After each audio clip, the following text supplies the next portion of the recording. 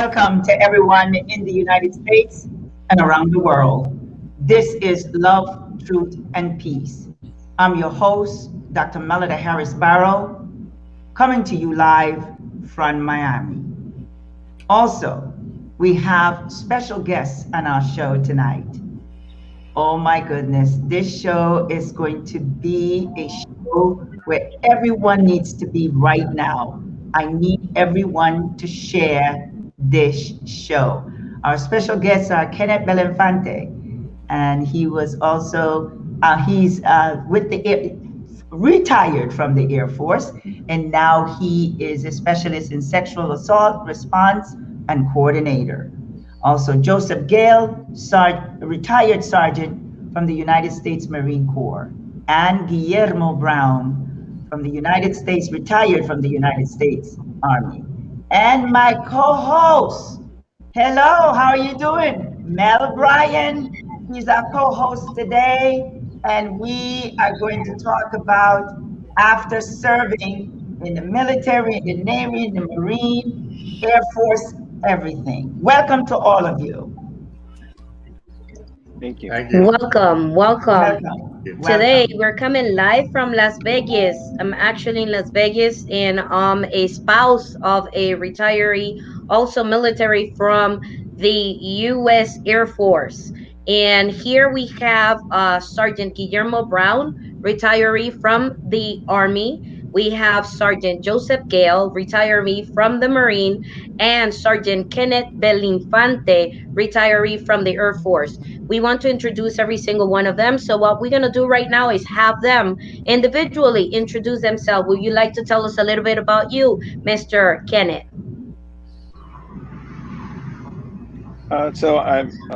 I'm originally from Colon, Panama. Haven't been back since I was age 3, but I grew up in Brooklyn.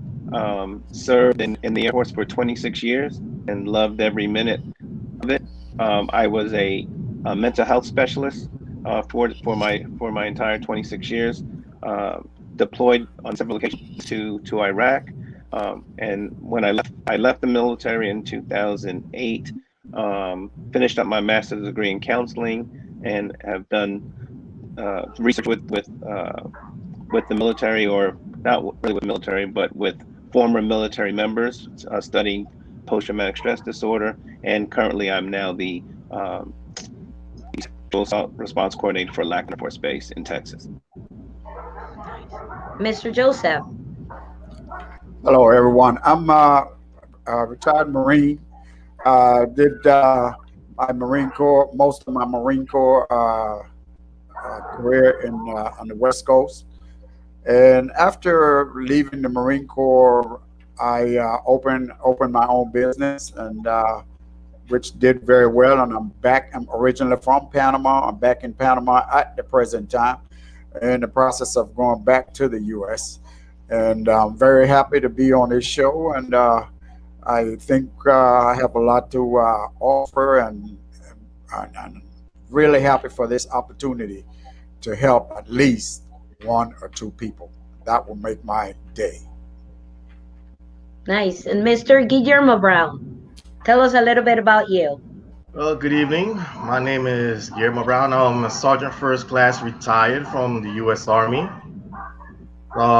My military career spanned 21 years as a logistician, making sure all my soldiers, personnel had pretty much everything they needed, from the basics, weaponry to housing and food.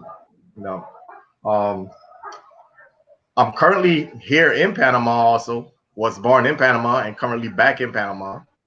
Retired 4 years ago, and glad to be on the forum to help as many veterans that need assistance with information. Very good. Very good. Now, I want us to get into the details of why we're having this show. Mr. Joseph have so much to say, and I want to start with Mr. Joseph. Go ahead, Mr. Joseph. You can unmute. Let's see if I can unmute you. Go ahead. The reason I'm so happy to be on this platform because this is something that has been on my mind for the longest time, and I'm so happy to be able to talk about this today and see if I can get to at least a few people. I think of our bodies as the most sophisticated piece of machinery on the face of the earth. There's nothing more sophisticated than this human body. And it was given to us by God for free. So I think the least we can do to show our appreciation to Him is try our best to take care of it as best we can. Most of us take better care of our vehicles, our homes, or whatever else, or whatever other possessions we have, way better than we take care of this body. However, this is the only one we have. This is the only one we would ever have. When you lose this one, that's it. There's no more. You can't go get it like you can get another car. But yet we take care of our cars a whole lot better. Mm-hmm. A lot of us, when we get out the military, we seem to have this mentality of, well, no one can tell me what to do anymore. No one can tell me to get up. Let's go PT. Let's go run. Let's go do this. Let's do some pull-ups. Let's do some push-ups. So now I'm going to rebel. Now I'm not going to do anything. I'm going to just sit back, get big, fat, and rosy, and just feel free.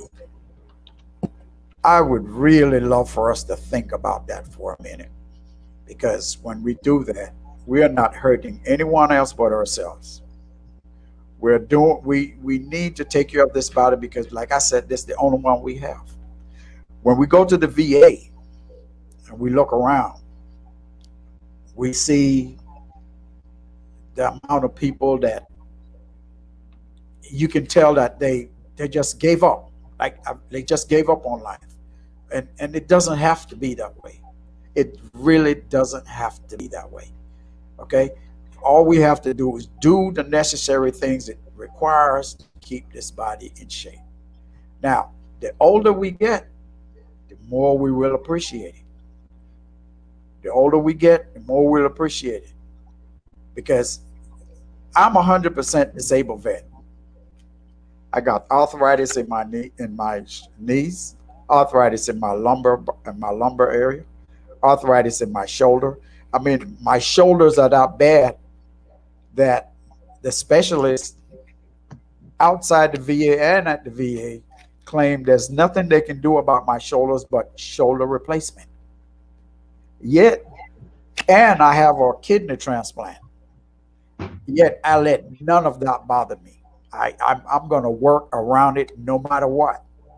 I'm going to work around it.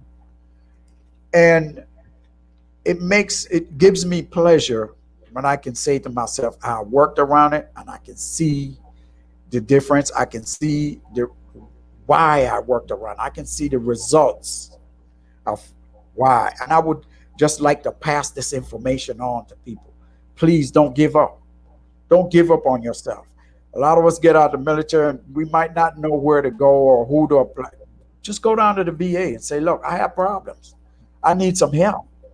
But a lot of us just, I don't know if we are too proud. I don't know. When I got out the military, believe it or not, I was a helicopter mechanic. I did logistics also. I did all kinds of different things in the military. I was a fitness trainer in the Marines.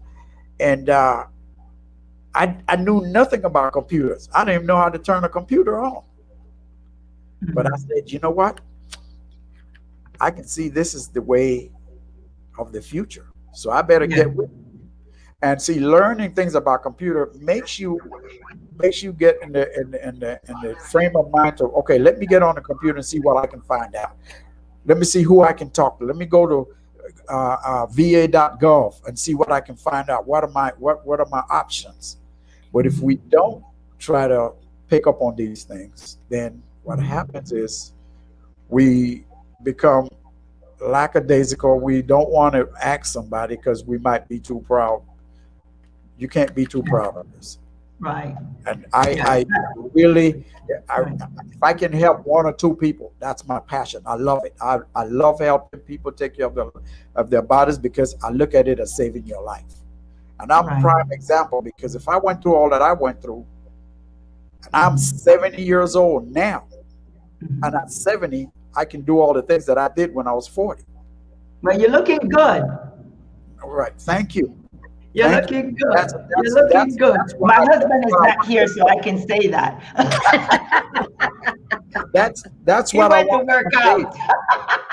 You see, he's doing the right Yeah. thing. That's what I Kenneth. want to convey to people. You Yeah. will Yeah. get what you work for. If you Right. don't work for anything, then you can't expect anything. Mhm. So I really, I would like to actually talk a little bit more also about, and I would like to have Mr. Kenneth and also Mr. Guillermo to tell us a little bit more about to like what it has been. Mr. Gale just told us how he overcome being out of the military. But then now I would like to know what about those people that are out there homeless, those that apply for jobs and have not been able to get those jobs that was told that because of military and serving, they will have first pick. What would you tell me about that? And also those that are suffering of PTSD, those are the suicidals right now that taking their life away because they feel there's nothing more after serving in the forces. What can you guys tell me about that? Well, Okay, Kenneth, you can go. Or Guillermo. Guillermo, you can go. like Mhm. Mel just mentioned, there's a lot of servicemen, not soldiers. When I say servicemen, I also include women in this, right? Um, that are out there and have problems. But like Joseph was mentioning a minute ago, some of these servicemen and women are too proud and they don't use their knowledge and preparation to get the information that they need. Okay, like as Joseph mentioned, here in Panama, we technically don't have a VA hospital, but we can still get the information that we need for all the programs that we need as long as we go online or call the 800 numbers that the VA have available for us. I personally see this psychologist, a therapist, pretty much every other week because of PTSD. And I don't take it as a, what would I say, as being something crazy, bad, you being crazy. know, because I need the help and I need somebody to assist me and help me with the problems that I have. And if I don't look for that help, who's gonna do it for me? There you go. I don't know if you got. If I Yeah. don't take care of myself, Mhm. nobody else is gonna take care of me. Mhm. I'm also 100% disabled. I've Okay. had, as Joseph said, he had some surgeries done. I've had both shoulders repaired. I've had a knee replaced. I've had cervical and lumbar problems. Wow. Yeah, I'm not that's gonna say it's a amazing. perfect thing to do, but I try my best. Mhm. And it's in every individual to prepare themselves once they're getting ready to leave the service, to have that information and to be ready for when they leave the service and take care of their needs. Because if they don't take care of themselves, they can't take care of nobody else's. That's Right. right. Okay. Okay? And Sergeant Kenneth, what can you tell us about this situation that we may have? Like every 20 minutes is showing that we have someone taking their life away because they feel that there's nothing else for them to do than being in the service. And now the world is worthless for us.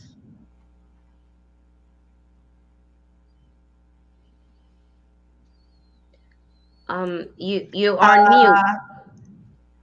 No, he's not on mute.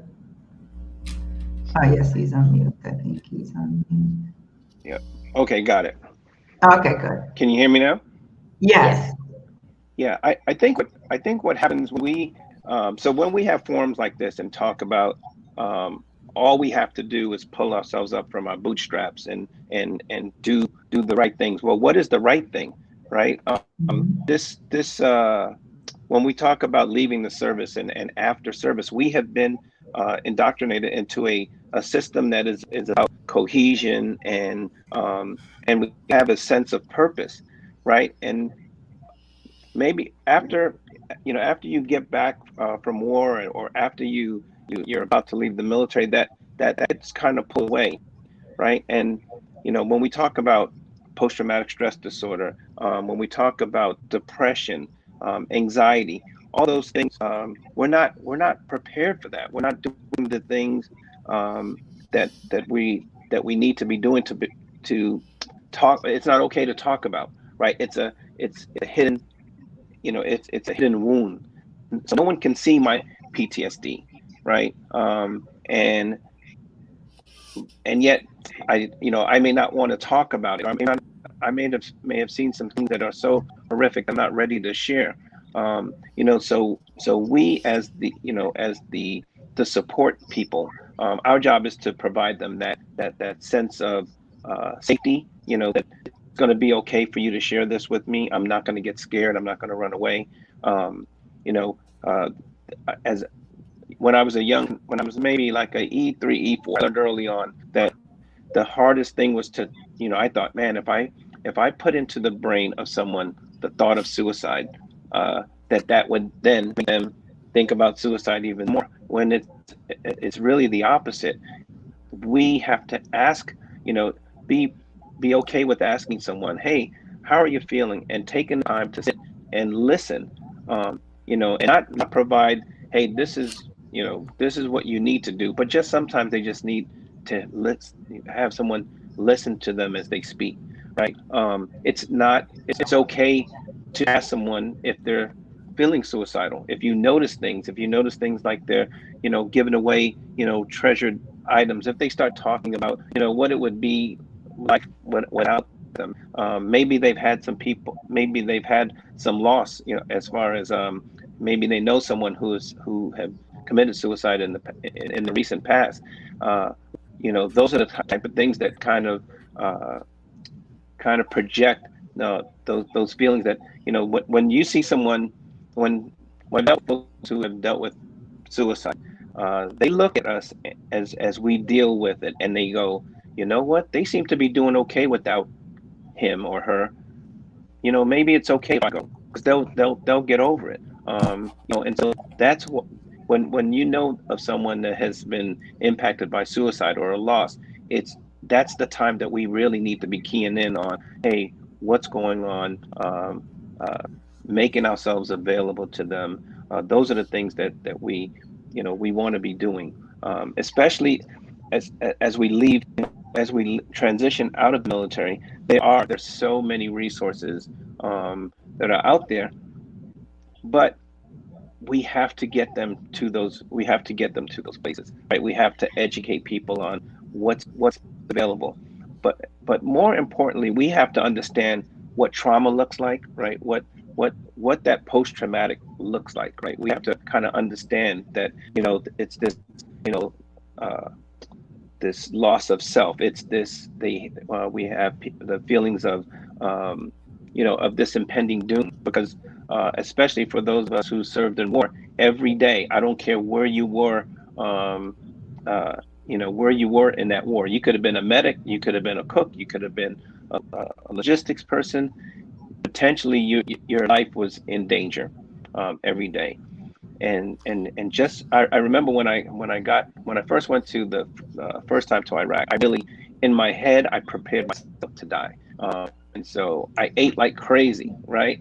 Everybody's coming back fit, I'm gaining 10 pounds, right? Because I was eating ice cream every day, till someone said, hey man, are you okay? And we started to have that discussion. And here I was, the person that people were supposed to come to, right? So is it okay for Wow. me to say something? I remember Wow. speaking with a chaplain.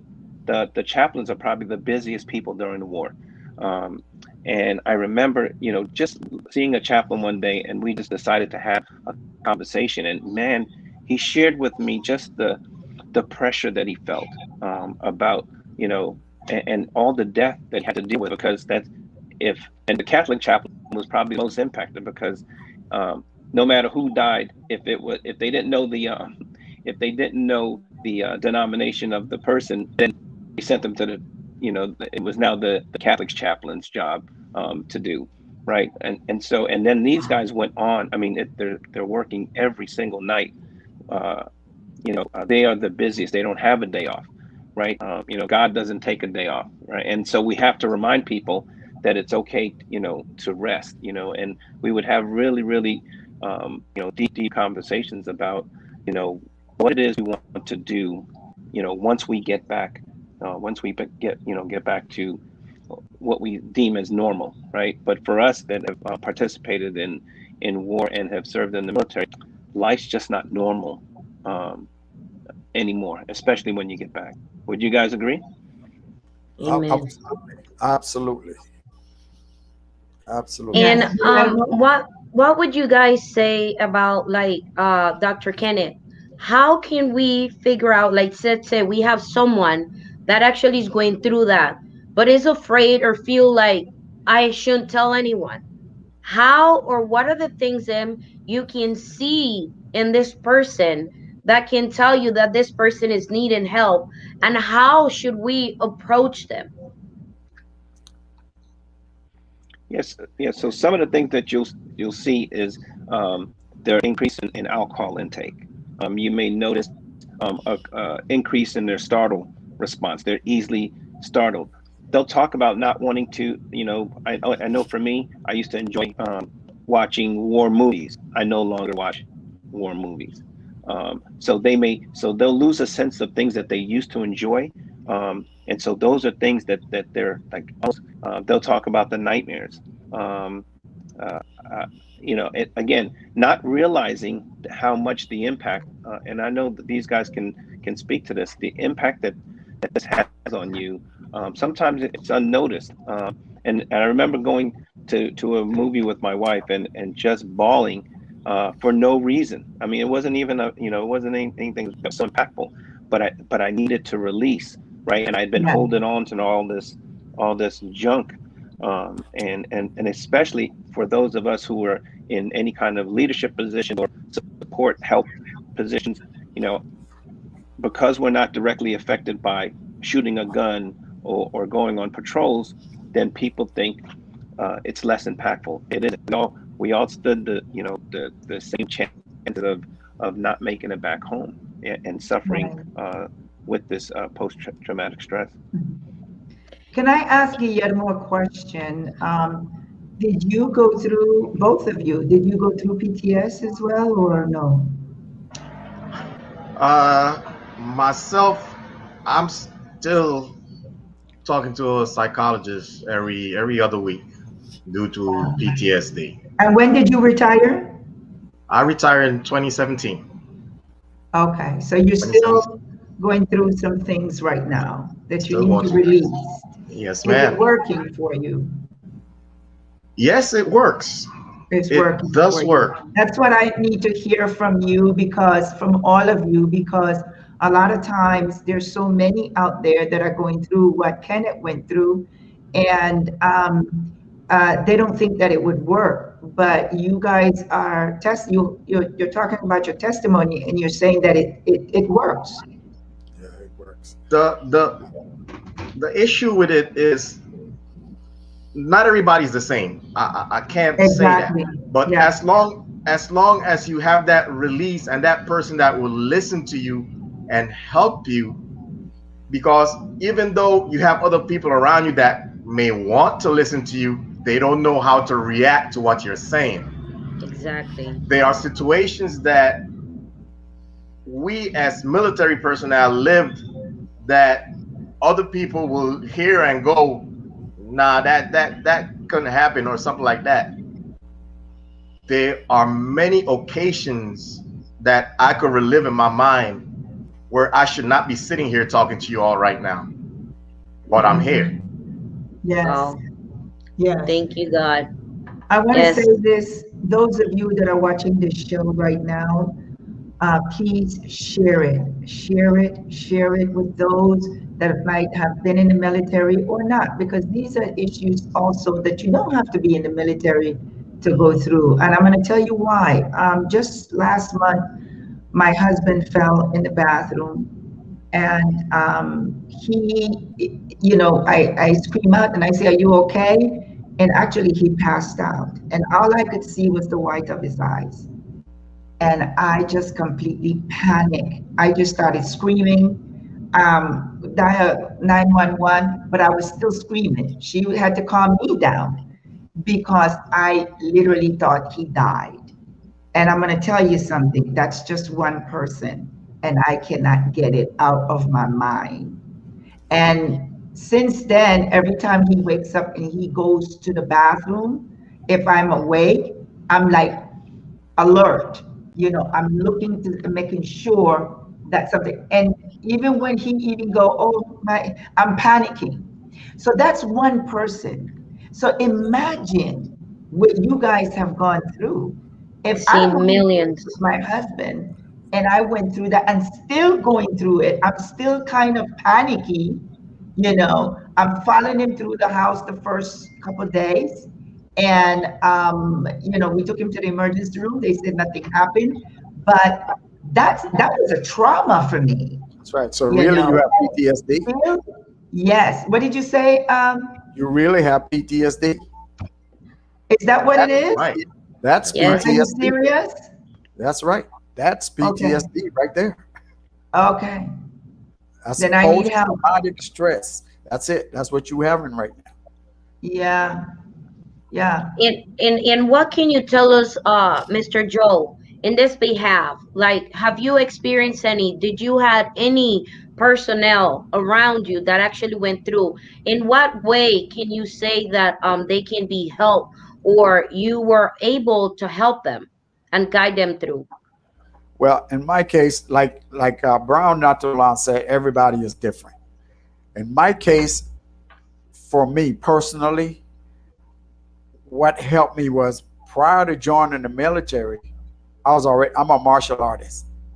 I got black belt in 2 different martial styles of martial arts. So believe it or not, that discipline helped me with PTSD. I also have PTSD, but because of my martial art background, I can deal with it easier than a lot of other people can, because I know how to Okay. meditate. I know how to put myself in a state of mind. Not to say it doesn't affect me. It does affect Yes. me, because Yes. my fiance mentioned to me, she mentioned it a few months ago. I had a situation where a neighbor, firecrackers got away from him, and my reaction was, I snatched her, like, get down to the deck, and she had never said anything about it. A few months ago, she said, "Oh my goodness, I see what PTSD is," because the reaction was totally different to the normal person. And that's PTSD. So, and in that form, I was able to help other people while in the military. Actually, I saw a superior to me went through a situation with PTSD before the war even started, when we were in Saudi Arabia going to Kuwait. He freaked out. The war hadn't even started yet. Remember when we had Desert Shield that turned into Desert Storm? Well, when we were in Desert Shield, he freaked out. It got to him when we hadn't even started. So, you know, that's why the doctor was saying, get help. Please don't be shy to get help. A lot of people think if you're going to see a psychologist because you're crazy. No, it's not crazy. Right. Okay? It's a mental issue, just like any other issue in your body. Any other, you have arthritic problem, you have a headache, you have diabetes, a mental problem. That's part of your body also, and Exactly. it's the most important And part of your body is right here. yeah, and would you guys say that this have anything to do with the part that has to do with so many of our troops that are out there homeless, that jobless? Would you guys say this have something to do with that too?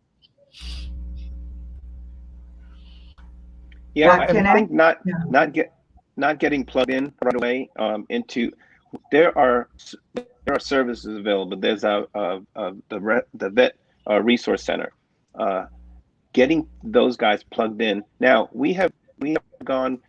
I know the media wants to make our the vet homeless situation sound worse, but I saw a study the other day where it's down from 16% 10 years ago to 8% over the last 2 years.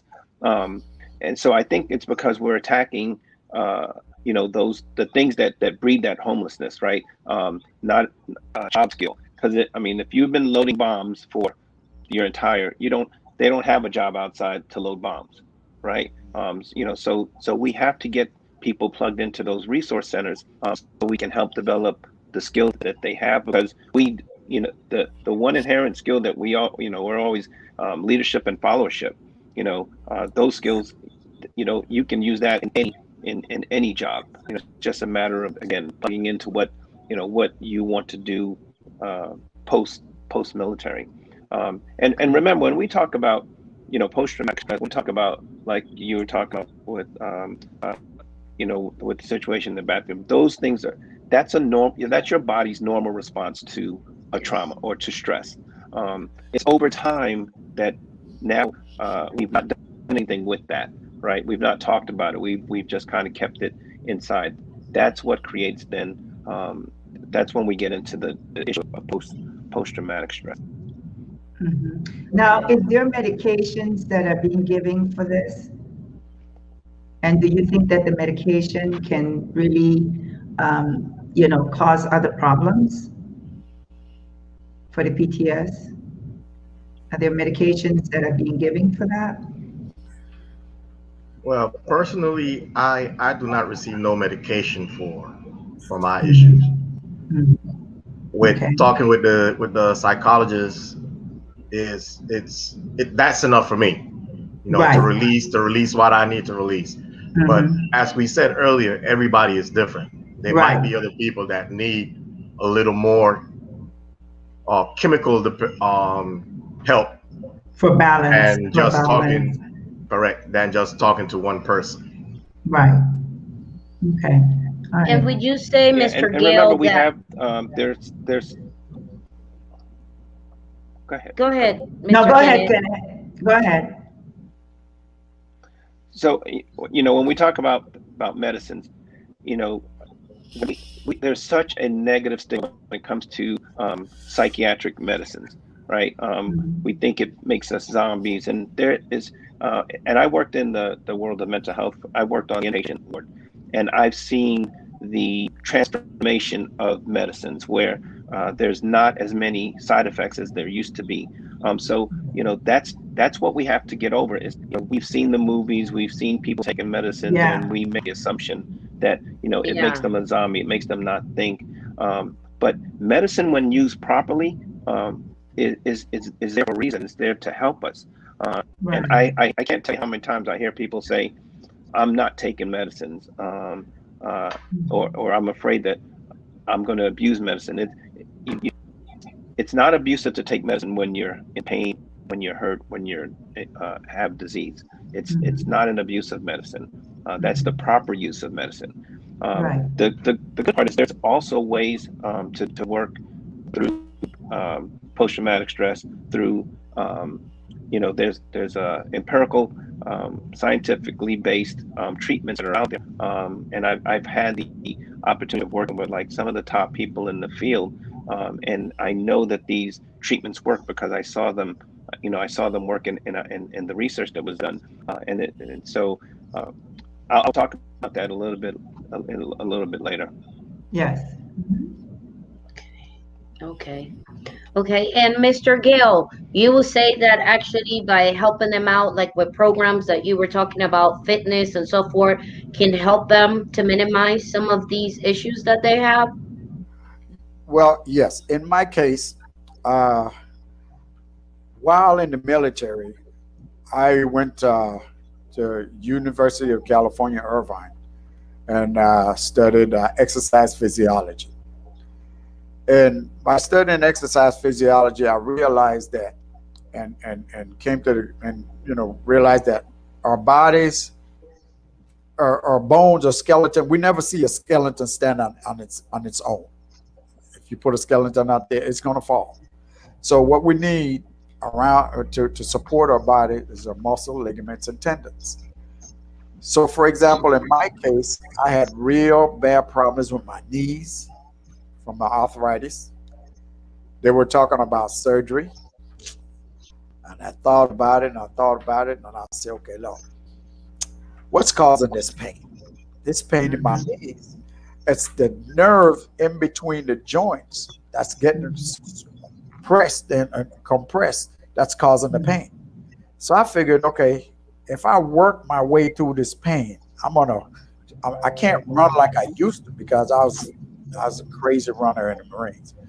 So what I do is I'm gonna find a way to strengthen my muscle, ligaments, and tendons in order to give support to that joint. And if I support that joint, then that joint will release the pressure off that nerve, which will might release the pressure, causing me less pain or no pain. And I did that. I worked through the pain. At the very beginning, it was very rough because when I walked, it caused more pain. But I said, I'm not going to stop. I'm not going to stop. Until one day, I was like, wait a minute, my knees are not hurting. And then I said, it worked.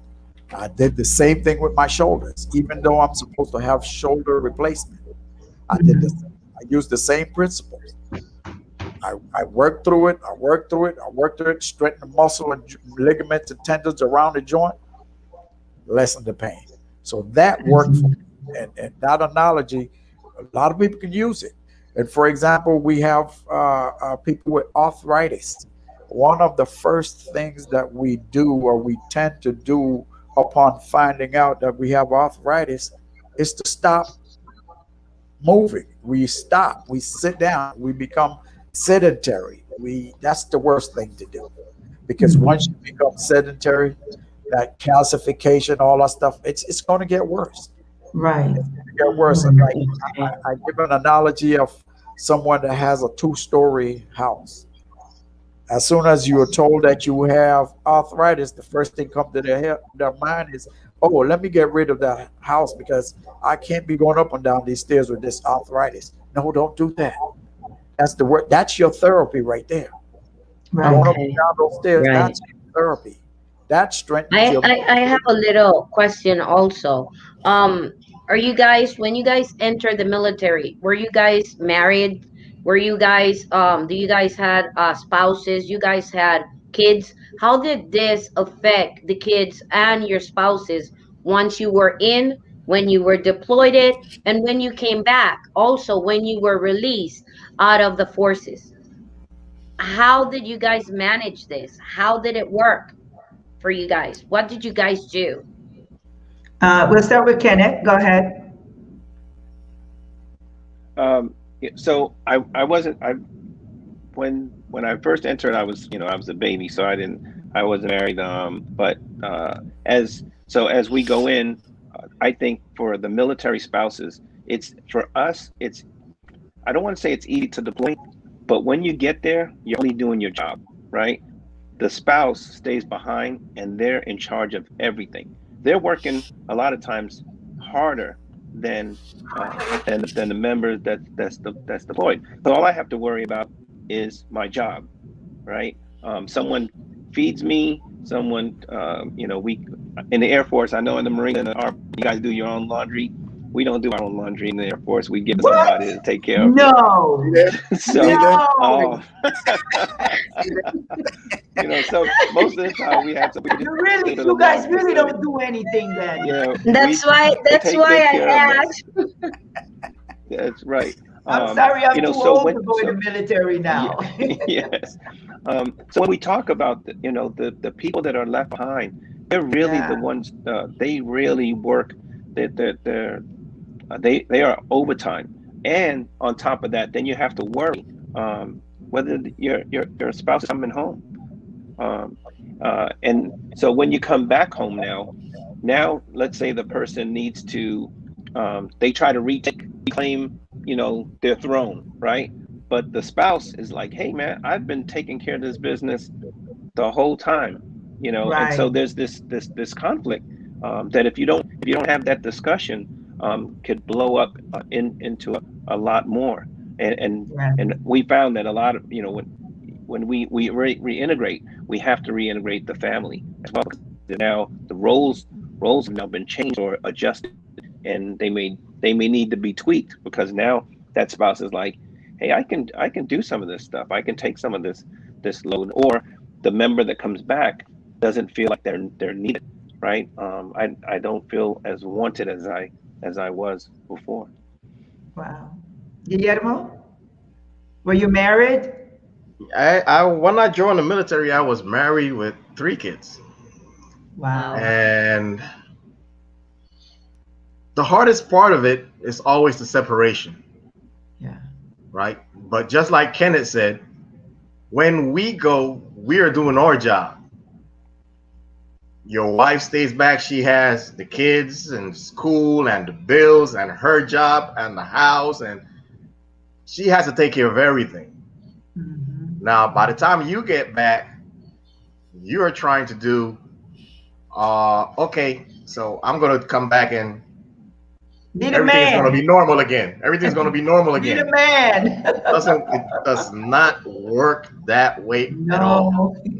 It does not work that way at all. Yeah. And it's stressful on the family when you Yeah. come back, and if you don't have that family reintegration, Mhm. if it's not there, your marriage and your family is going to suffer a lot. Right. Yes. And no, and you're not thinking about having that counseling in the moment, because all you're Yes. doing is, I want to go home. I'm going to be at home. Exactly. I'm going to start all over again. And no one is thinking about, you know what? We need counseling before we Yes. even get back. Once we Exactly. get back, we need continuous counseling. And those Yes. are the things that needs to be talked about, because there's so many, and young people, they go into the army. You guys go into the army at 18, 19, and 20, you're babies, and then when you come back, you're this man, and then you want to take that role in the home. And she's saying no, because she's not saying no, but you come off more like you're going to take charge now, Yes. instead of communicating and saying, let's work this out together. Yeah. Yes. Now we only have a few minutes, about 3 minutes, and we are going to go into conclusion. Mel, do you want to ask the questions, or? Yes. What I would like to have from you guys, if you guys could please let us know where are these places that our forces can get help at for PTSD, for job wise, in order to not be homeless. Where can they go? What are the places, or what entities are there to offer these help once they're out of the forces? Okay, I would say if you are good at computers, once you get out, if you're a person that computer literate, get on the computer. You can find everything on the internet right now. Yes. Internet. It's not like before we had to go to the library to find. You can find everything on the internet. A good place to start on the internet is go to va.gov. Okay, va.gov is going to be a lot of information on there. If you are not computer literate, find the nearest VA closest to you. Just go down to the VA, walk in the door and say, I am a veteran. I'm having this and this and this and this issue. I need some help. Guarantee you, somebody's going to hold you by the hand and say, go there, go here, speak to this person. The thing is to start the process. You have to start the process at some point. Once you Yeah. start the process, then they will guide you from point A to point B, and then the next thing you know, you be on your way to getting all the information you need. But you must make the first step, because the VA is not going to come knocking at your door and say you need help. No, you got to find the help. So it's up to you as an individual. Very good, very good. Do you have anything to add, Kenneth? I'm sure you do, because that's what you do anyway. Yes.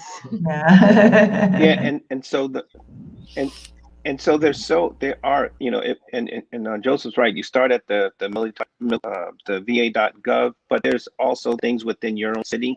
Many cities are now, we learned a lot since Vietnam. So many cities are more military friendly. They're doing more things to protect their military or former military.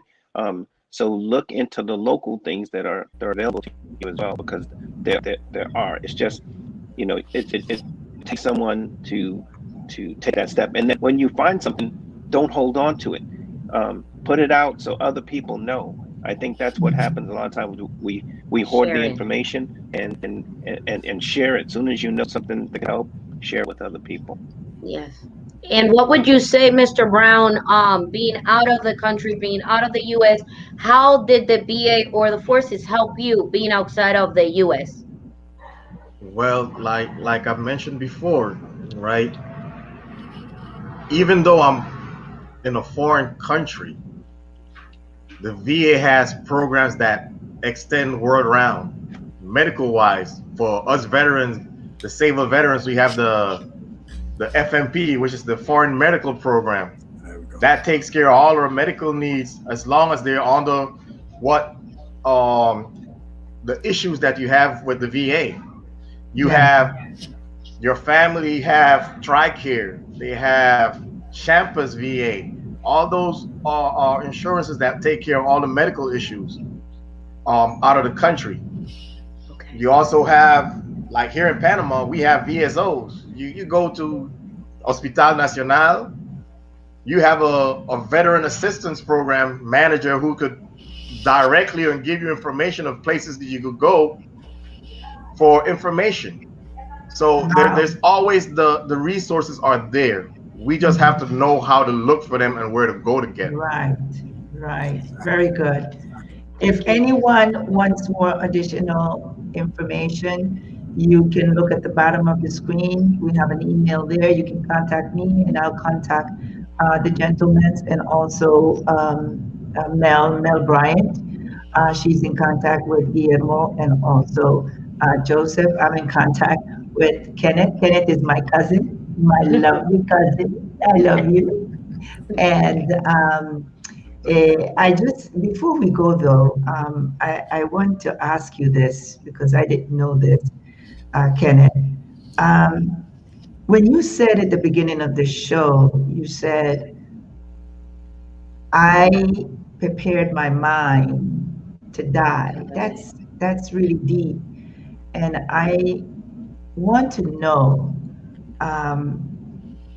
that it takes a lot to even prepare your mind to die.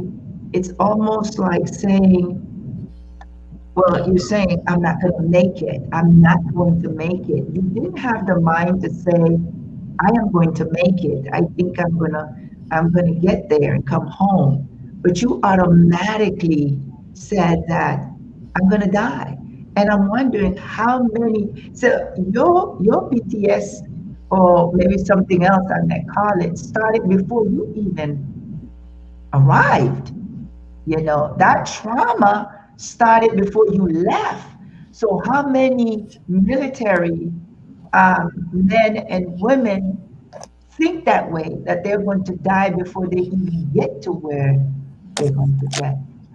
What advice would you give those that are thinking that way at this moment? Something positive. What advice would you give them? Well, again, yeah, I'm not. What I was thinking was, I'm not in control of that bomb, Right, of that mortar. Those are right. the things that. So you have to, faith has to be strong, and know that, that there's a purpose. There's a purpose for you there. the best thing that happened in my life was probably that I deployed. I benefited so much learning about PTSD, helping other people. It provided me ways into places that I don't think that I would have had I just left the military, for or at 20, because I was at 20 years, and a lot of us, and before, probably exactly like when Joseph was in, we talked about Desert Seal, the storm. It was 20 years in between those times, right? At least almost 20 years. So we were in an area where we thought, this is really just a job, but the wars made this thing real. I remember I was counseling a young man for a job, and I said to him, "Oh, don't worry. By the time you get trained, by the time you finish your training, this war will be over." And we're still. And I end up meeting him, and he said, "You told me the war was going to be over," and I literally thought that day that we're not going to be in this war 10 years from now. It's almost 16 years we've been in this fight. It's real. And so I really applaud like the young people that come in, because they know that we are going to, there's a high likeliness that we will deploy somewhere. The world has changed. Right. Thank you so much. Do you have anything else to say, Mel? In closing, thank you. Yes, all I wanted to say is thank you to our inviters, the hostess that we had today. I thank actually Love, Truth, and Peace, the show that is here to talk the truth and then to teach us how to love each other. And I want to say thank you to all of our viewers that are out there, that without them, this would not be possible. And we would like to say we will have a Tuesday to this show where we will talk with spouses to interact with them and find out how do they feel, what do they think, and what are the ways that they think they can help those that are still in while they're out, to help them to have a better life and carry on and have better kids for the future and learn to love and be cherished to each other. Very good. Thank you, everyone. I want to thank all three of my guests. You have been wonderful. People are saying great show. Thanks. Great program. Thank you. Everyone is happy to hear from you guys, because I think it's important that we need to talk about this. There's so many military people out there that's going through. I wasn't in the military, but I have a nephew that's in the Air Force. That's Gloria Hall, my dear friend. And yes, there's so much that's happening in the world today. And these are the type of things that we need to talk about, because we need to start healing. Healing is the key word. And I want to thank you, my co-host, Mel. Thank you. Ryan, I love you dearly. And thank you all for joining our show. Good night. Good.